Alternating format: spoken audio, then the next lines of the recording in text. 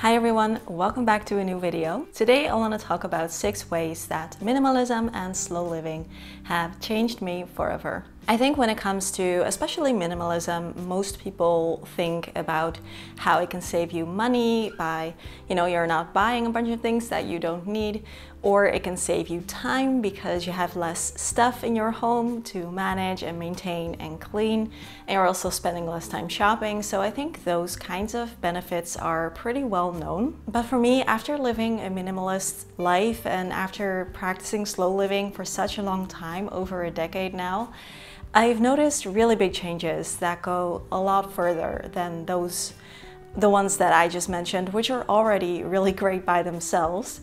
So I sat down and I reflected on how minimalism and slow living really have changed me. And I found 6 major ways, so I want to share those today with you. I'm actually a little bit nervous for this video because I wanted to challenge myself and go about it from a different angle. It's going to be a more chatty, spontaneous video because while I did write down some little points like bullet points for myself, I didn't really take the time to script out the video the way I usually do.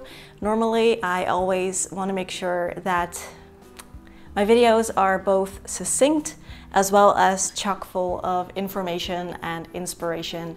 And so I really take a lot of time writing out what I want to say. And this time I really wanted to challenge myself to have this conversation just be spontaneous, like 2 friends chatting over a cup of tea. So that's what we're going to do today. Sometimes I get too much in my head when it comes to YouTube.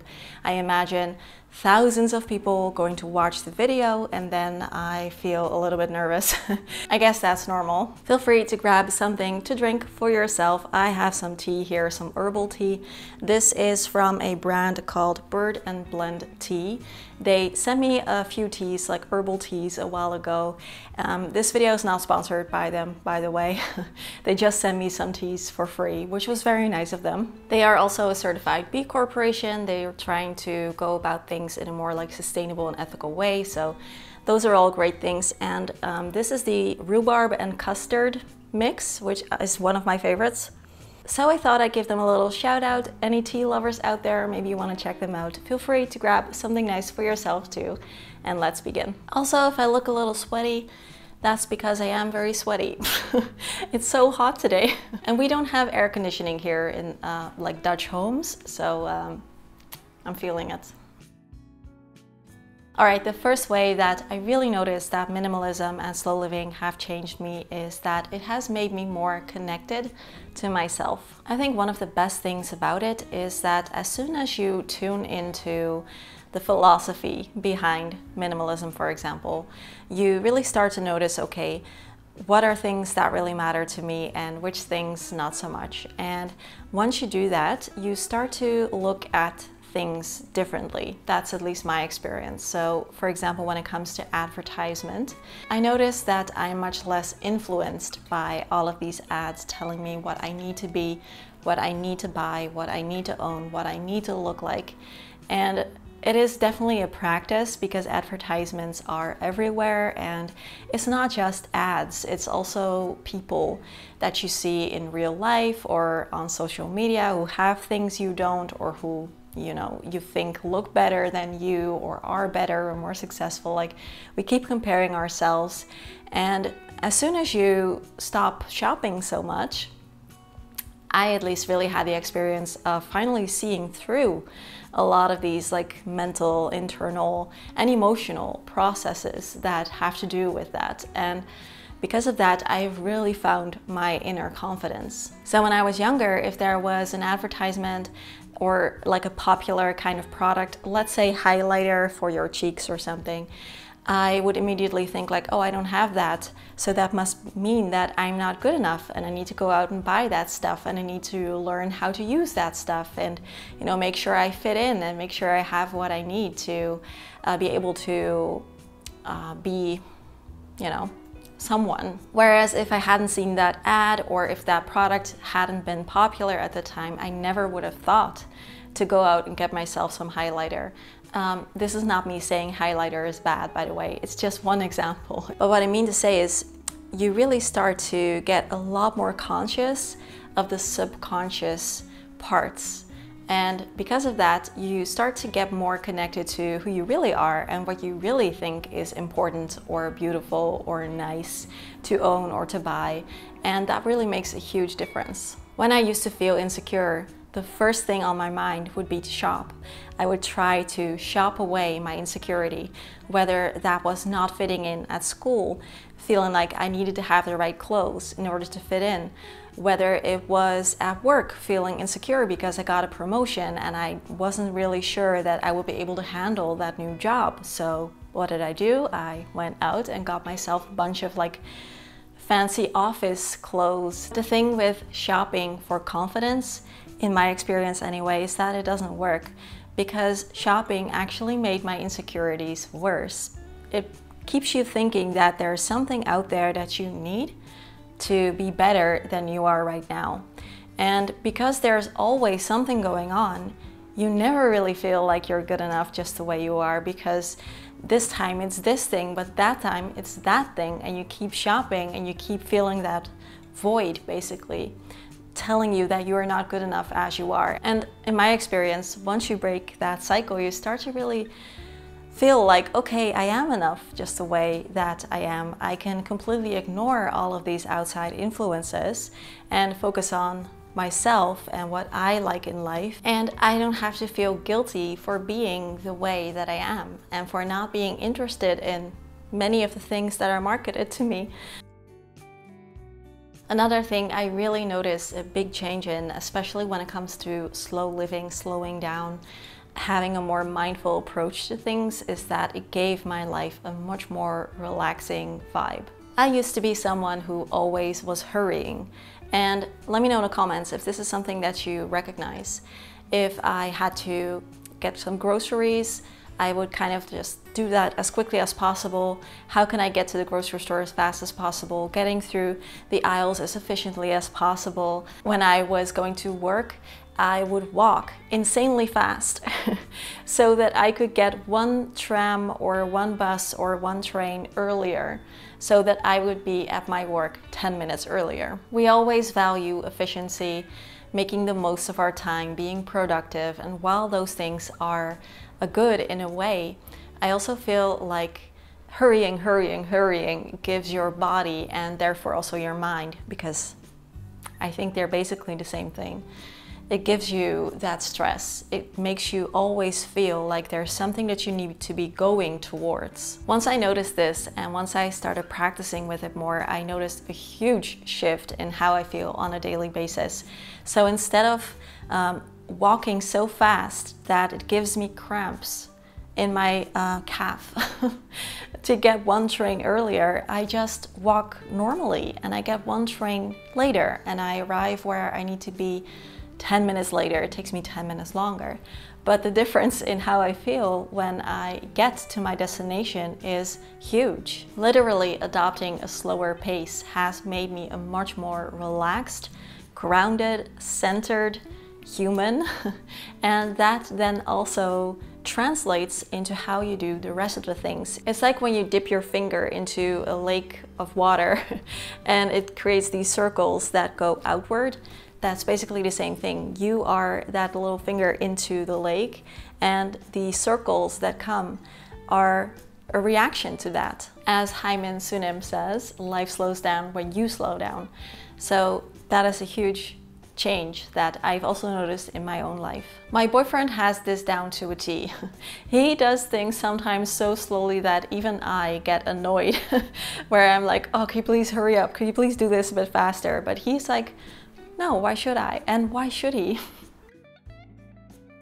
Another thing that I really noticed is that it helped me to set my own schedule and walk my own path in life. For example, I don't think that this YouTube channel would have been a thing if I hadn't started minimalism a few years earlier than I started my channel. We live in a society that is very much based on consumerism, or hyper-consumerism even, and rejecting that by taking a more minimalist approach to things is not necessarily the normal thing to do. It feels the most normal for me, and maybe also for you. But when you look at everyone, it is something that most people would probably not choose to do. So that is already something that if you approach your life from a standpoint of less is more and I don't want all of that excess, then you are already carving your own path by doing things just a little bit differently because that makes sense for you. And once you start practicing with that, you might notice that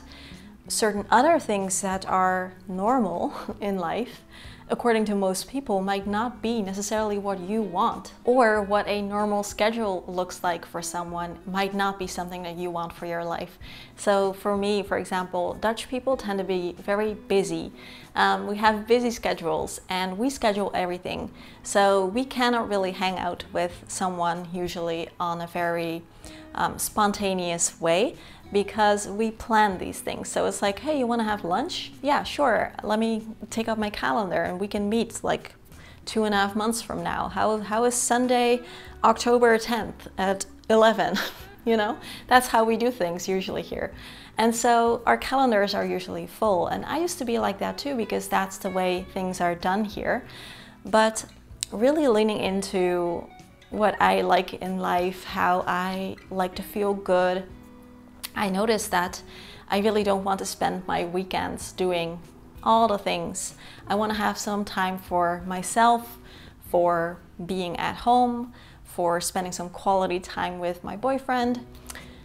And so I don't want to schedule my entire weekend full of stuff. I want to leave one day open, and that's what I've been doing since then. Maybe for you it's something else. Maybe you find that the way that you spend your holidays is actually not really working for you and you want to change things up there. Maybe you notice that your career is really not suited for you or not making you happy. You want to make a change there. It's not always easy because times are very hard financially for many people, and it is not so easy to just switch careers and make less money, for example, because you want to work less hours or something. But what I do find is minimalism gives us more freedom to change things. I think true freedom is when you are able to walk away from things because you don't want them.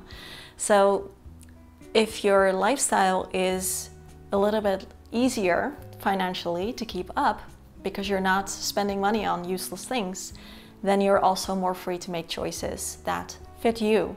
And that is another way that I really found that minimalism has helped me. For example, with this channel, for the first 2 years of me posting videos every week, I hardly made any money with it. And I was very lucky in the sense that the way that things were going, I was able to start this up. But if I had a very expensive lifestyle with an expensive apartment and expensive cars to pay for and expensive stuff, I really wouldn't have been able to make that work. We wouldn't have been able to make that work. So that is something that I'm very thankful for, and minimalism and slow living have definitely helped me with that. Another big change that I notice in myself ever since I started adopting a more minimalist, simple and slow life is that now I care a lot less about other people's opinions. A really wonderful saying is, if you wouldn't take someone's advice, then also don't take their criticisms too hard. And that is something that has been very helpful for me. I used to be bullied a little bit when I was a kid. Nothing too extreme, but I definitely felt left out a lot of the times. Even within my close friend group that I did have, sometimes they would kind of gang up on me and suddenly make me feel really bad. So with that experience, I've always really craved acceptance and fitting in, and I really tried my best to make that happen. So if I could change my personality in a way, if I could, buy the things that were trendy, I would try to do that in order to fit in more. And I think part of the reason why that changed is just me growing up, having different life experiences with lots of wonderful, lovely people who did accept me for just the way I am. So I want to give them credit. But I also want to give a little bit of credit to minimalism and slow living. Once you have a stronger sense of self, you can really start to accept yourself for who you are. And then if other people don't, it just starts to hurt less. It starts to even matter less. because you like who you are, and that is fine. This has also definitely been helpful for me when it comes to this YouTube channel. I get so many opinions from people about things. Usually they mean well, sometimes they're just being a jerk. Like a couple days ago even, I got a comment from someone. I'm not gonna like post a comment here and call them out because that's not really professional, I think. But they said something to me like, hey, you should get a tan, you look like a light bulb, something like that. A comment like that years ago would have definitely shaken me up because I've been called a ghost and, you know, too pale so many times in my life, and it used to really get to me, and now honestly I'm just like, okay. And that has a lot to do with having good, nice people in my life, and good, nice people here on YouTube as well, most of you. But it also has to do with seeking validation here instead of in other people. And I feel like when it comes to consuming stuff in order to be liked, we are looking outside of us for the solution. Really, the solution is inside you. You have what it takes to feel good about yourself already right now. And if someone has a different opinion on that, it's their deal, not yours. Another really big difference that I noticed is that I am now much more intentional about how I take care of my physical body. So all the things, you know, being mindful of what you're eating, how you're moving your body, how much sleep you're getting, your posture throughout the day. This definitely also has to do with slowing down, because I feel like if you're always rushing and you're always trying to hurry, you're not really being tuned in to your own body. And I feel like your body is very wise and it tells you what it needs a lot of the time, but you need to be kind of quiet in order to hear it. And if you're constantly doing the things and thinking the things, you may not hear those signs, and that was for sure going on with me when I was younger. So I was always pushing through, I was always working too much. If I was extremely exhausted, I would just have more coffee and push through. If I felt a headache coming on, I would ignore it until it got so bad that, you know, I had to take a painkiller. But there's a lot that we can also do in the little moments just by tuning into our body, just slowing down for a little bit, hearing the signs like, am I hungry? Do I need to drink a glass of water? Do I need a 5-minute break? Do I need to pee? You know, sometimes I would just not pee for hours and I would get like a stomach ache because of that. This was when I was actually like a lot younger, by the way, but that was what I used to do. Once you slow down, you learn to check in, maybe once every hour.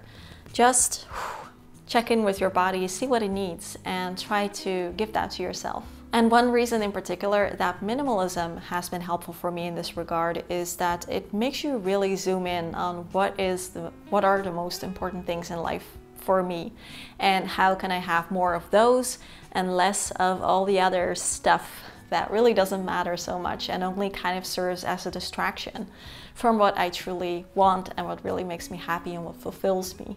And I think, of course, relationships is a really big one. The people that I love, my friends, my family. And then another really, really big one for me is health. And I started to really get a good sense of the idea that you only have one body in your life. You have one body, and as soon as your body stops, your life stops.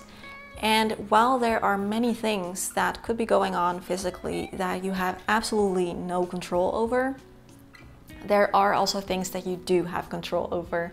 And I started to focus more on those kinds of things. Like I said, nutrition, exercising, sleep, posture, meditating, all of the things that I know that are physically good for me, I started prioritizing a lot more. I do want to acknowledge that even though these things are relatively simple things that most people know, they are most definitely not always easy. So don't feel bad if you aren't really taking good care of yourself yet, or if you've fallen into certain bad habits again. That happens. All we can do is try. And number 6 is a really big change I've noticed, is that it helps me to do things that as a highly sensitive person would have been very difficult for me to do otherwise. So let's take travel.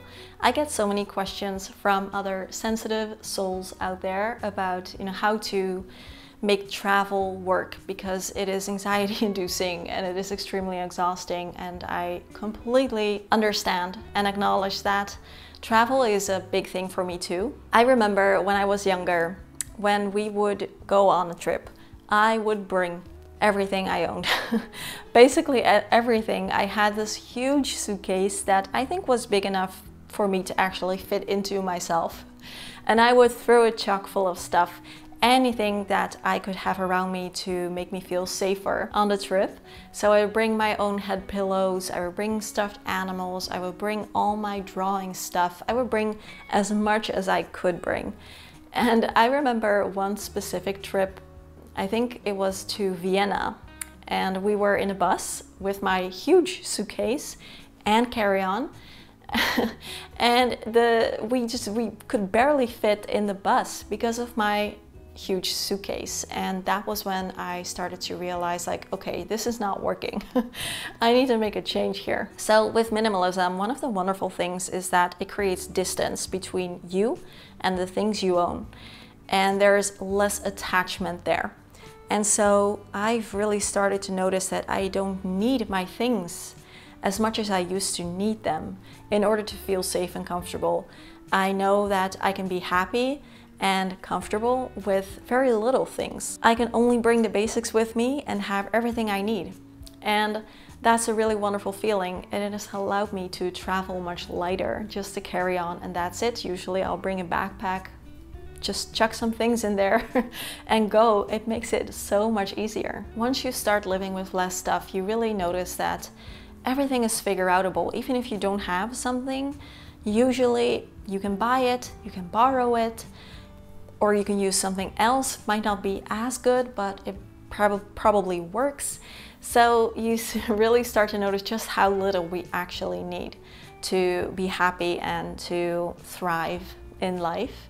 Like, I have a lot of things here that I really care about, but I also feel like I could leave them easily, because stuff is just stuff in the end. Stuff should be there because it allows us to live our life in a way that makes us happy, and that it helps us to be the best version that we can be, so that we can be there for others as well.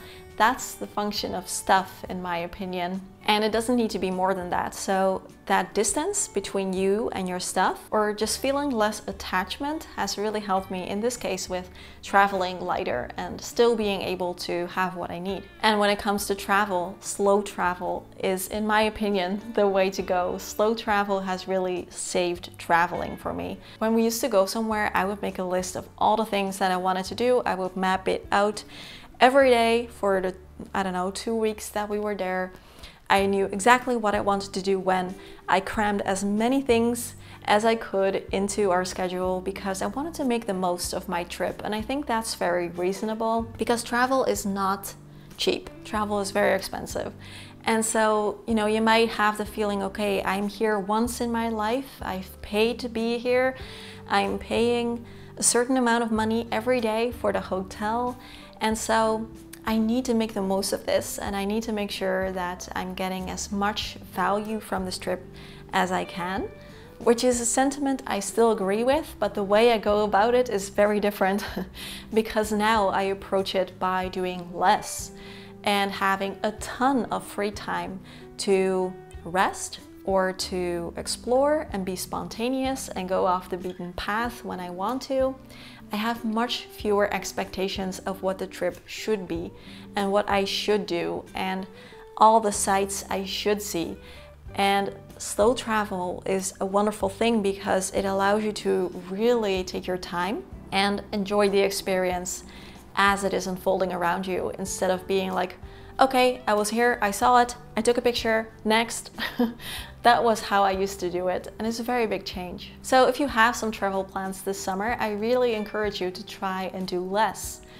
Have much more breathing room in your schedule to really soak it all up, to recharge your batteries when you need to, or to do something totally spontaneous when it feels like it. So I would love to know from you, what is a way that either minimalism or slow living or both has been helpful for you in your life? How has it changed you for the better? I'm having a really nice and kind of busy week so far. I had an appointment this morning. Now I'm filming a video, and later this afternoon I have to do my taxes, which, you know, is not my favorite thing, and I always get a little nervous when I have to do them. I also have a lot of editing and work to do this week, and then Friday evening we have a friend of ours coming over for my birthday still. We usually celebrate the three of us with, if it's either one of our birthdays, then we will either get takeout sushi or take out vegan Chinese food. In this case, we are getting burgers, like vegan burgers, or a Capsule. Let me know in the comments if you know this. This is a typical Dutch food that's like junk food, where it is French fries with, usually it's meat, but in this case will be vegan dinner. So like a kebab kind of meat. And then it has some lettuce and some cucumber, some peppers, some red chili stuff. And then there's also garlic sauce and cheese, in this case vegan cheese. So it is like everything just thrown together. And it sounds awful, I know, but it is so tasty, and it's not something that I eat normally, that kind of foods, but I'm kind of looking forward to it this time. So Capsule is a very popular dish here, especially if you've just like gone out or something.